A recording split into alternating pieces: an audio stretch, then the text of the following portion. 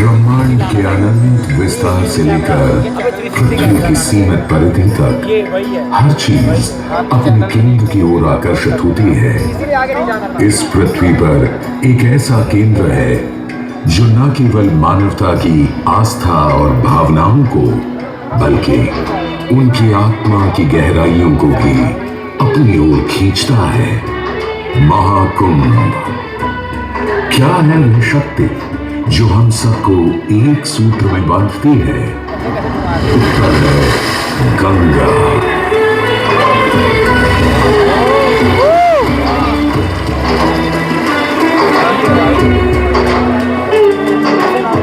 किंतु गंगा क्यों? क्योंकि गंगा कोई नदी नहीं है, आस्था की अविरल तरल धारा है गंगा। विश्वासों की वाहिनी, संस्कृतियों की सरिता है गंगा। और इस स्थान पर, इस प्रयागों के राज में श्वेत रंगा गंगा का संगम होता है अपनी दो बहनों श्यामल वर्ण यमुना और अदृश्य सरस्वती से। और इस त्रिवेणी संगम के कारण ही यह जगह इतनी महत्वपूर्ण हो जाती है। गंगा के उद्गम के बारे में जो पौराणिक कथा प्रचलित है वो बड़ी ही रोचक और मनमोहक है। तो आइए क्यों न आज हम आपको गंगा अवतरण की कहानी सुनाएं, दिखाएं। दानी था राजा बलि पर करता था दम, पूरी पृथ्वी पर फैला था उसका ही आतंक। उसके आतंक को रोकने विष्णु ने धरा एक रूप, 52 अंगुल का बौना बनकर पहुंचे जहां था भूत। सारे दरबारी बौने ब्राह्मण पर हंसे, पर बलि ने जब उसे दान मांगने को कहा तो उसने कुटिया बनाने को केवल 3 पग भूमि मांगी। पर जब बौने ब्राह्मण ने भूमि नापनी शुरू की तो जैसे भूचाल लिया गया। वामन ने पहले पग में पूरी धरती नाप ली और अगले कदम से स्वर्ग। ब्रह्मा जी ने भगवान विष्णु के चरण धोकर उस जल को अपने कमंडल में भर लिया।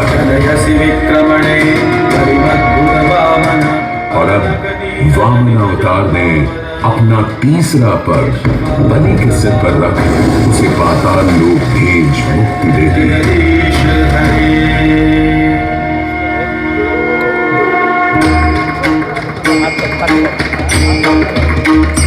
अब स्वर्ग लोक में भगवान ब्रह्मा जी ने जब चरणामृत में हाथ डाला तो वहीं से निकल आई चंचल निर्मल धवल गंगा जी।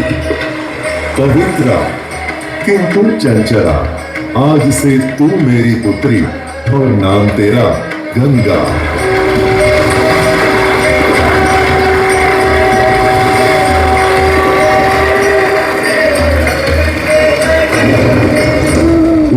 कुछ समय बाद सतयुग में इक्ष्वाकु कुल के सूर्यवंशी राजा सगर ने सारे संसार को जीतने के लिए एक अश्वमेध यज्ञ का संकल्प किया। सुने सुने सुने, सब सुने, यह चिन्हित पूजित धवल अश्व जहां भी जाएगा वो भूमि राजा सगर की मानी जाएगी। यदि किसी ने इस अश्व को रोका या पकड़ा तो उसे सगर के 60,001 पुत्रों और उनकी लक्षाधिक सेना का सामना करना पड़ेगा। सुने सुने सुने। भूलोक में सगर का अश्व अजय अपराजय बढ़ता जा रहा था और स्वर्ग लोक में बढ़ती जा रही थी देवेंद्र इंद्र की दुविधा। डरकर वो अश्व को रोकने की युक्ति लगाने लगे। इंद्र ने राजा सगर के उस घोड़े को चुरा लिया और छल से महर्षि कपिल के आश्रम में बांध दिया। घोड़े को खोजते हुए राजा सगर के 60,000 पुत्र महर्षि कपिल के आश्रम में पहुंचे। वहां घोड़े को बंधा हुआ देख क्रोधित पुत्रों ने कपिल मुनि को घोड़ा चोर समझा और उन्हें अपशब्द कहने लगे। वाचाल कुमारों, यदि कपिल ऋषि ने खोली आंख तो तपस की युगाग्नि से जलकर तुम सब हो जाओगे राख।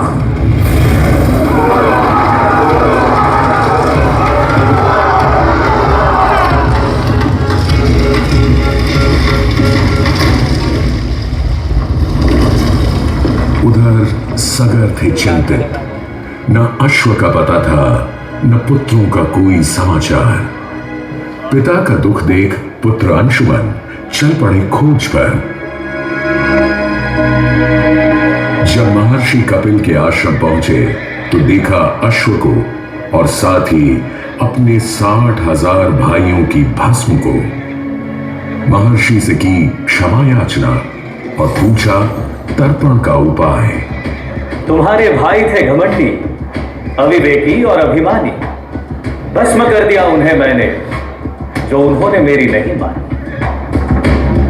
गंगाजल, केवल गंगाजल ही दे सकता है मुक्ति उन्हें, जो भस्म हुए तुम्हारे परिजन।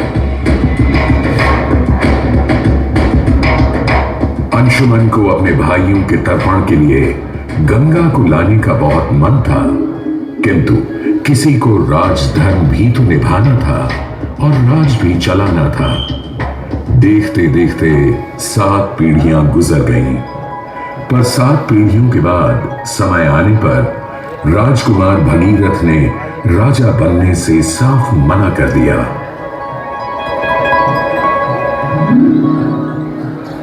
क्षमा कीजिए, क्या ये आवश्यक है कि राजा का बेटा ही राजा बने? मैं पहले तपस्या और फिर ब्रह्मा से गंगा को मांग कर पृथ्वी पर ले आऊं और फिर उनके पावन पवित्र जल से अपने 60,000 पूर्वजों का तर्पण करूं।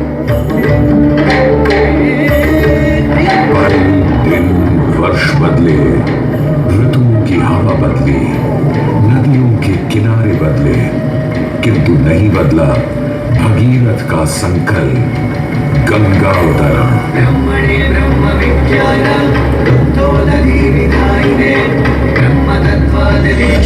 पुत्र भगीरथ, हम तुम्हारे तप से प्रसन्न हैं। बताओ क्या आशीर्वाद चाहिए? हे भगवान, मेरे पूर्वज के तर्पण के लिए मुझे आपकी पुत्री गंगा चाहिए। तथास्तु, किंतु यदि गंगा स्वर्ग से सीधे धरती पर गिरी तो पृथ्वी को चीरते हुए गंगा सीधे पाताल में पहुंच जाएगी। इसलिए तुम भगवान शिव शंकर को मनाओ ताकि गंगा जब स्वर्ग से नीचे उतरे तो वो उसे अपनी जटा में थाम ले। अब भगीरथ ने एक अंगूठे पर खड़े होकर भगवान शंकर को मनाने के लिए शिव शंकर का जाप शुरू कर दिया। जय मनभावन जय पतित पावन शोक नशावन शिव शंभो विपद विहारम अधम उद्धारण सत्य सनातन शिव शंभो राज वचन हर जल जनयन वर धवल वर शिव शंभो। मांग लो पुत्र, कोई भी वर मांग लो आज। प्रभु, जब गंगा स्वर्ग से धरती पर गिरे तब आप बीच में उन्हें अपनी जटाओं में साध ले, नहीं तो पूरी पृथ्वी नष्ट हो जाएगी। बस इतनी सी बात? ठीक है, ब्रह्मदेव से कहो शिव तैयार है, आने दो गंगा को, आने दो। जय शिव शंकर, जय ब्रह्मांड, जय जय जय करतार हरे, जय कैलाशी, जय अविनाशी, सुख राशि सुख साध हरे, जय शशिशेखर, जय कमलोधर, जय जय प्रेमाधार हरे, जय त्रिपुरारी, जय बुधहारी, अभिरमण ब्रह्मांड हरे, निर्गुण जय जय भगवान नाम है, निराकार साकार हरे, पार्वती कवि हर हर शंभो भारि भारि दातार हरे, जय रामेश्वर, जय नागेश्वर, वैद्यनाथ केदार हरे, मल्लिकार्जुन सोमनाथ, जय महाकाल ओंकार हरे, त्रिदेवकेश्वर, जय विश्वेश्वर, भीमेश्वर जलधार हरे, काशीपति श्री विश्वनाथ जय जगन्नाथ हरे, भूतनाथ जय मृत्युंजय अधिकार हरे, जय शिव शंकर, जय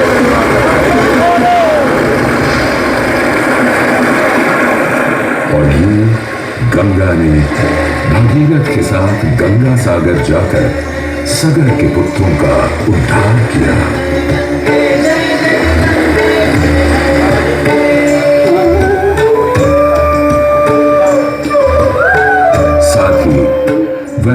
की सबसे महत्वपूर्ण नदी बन गई, जिसका भारत के जीवन में धार्मिक, आर्थिक, सामाजिक, ऐतिहासिक अभिदान अनंत है। हे मां गंगे, हे जगदम्बे, हे मां गंगे। मोक्षदायिनी गंगा का यमुना और सरस्वती के साथ त्रिवेणी संगम मोक्ष का संगम है। प्रत्येक 12 वर्षों में यह महाकुंभ का स्नान करता है सर्व सिद्धि प्रदान और देता है मोक्ष का वरदान।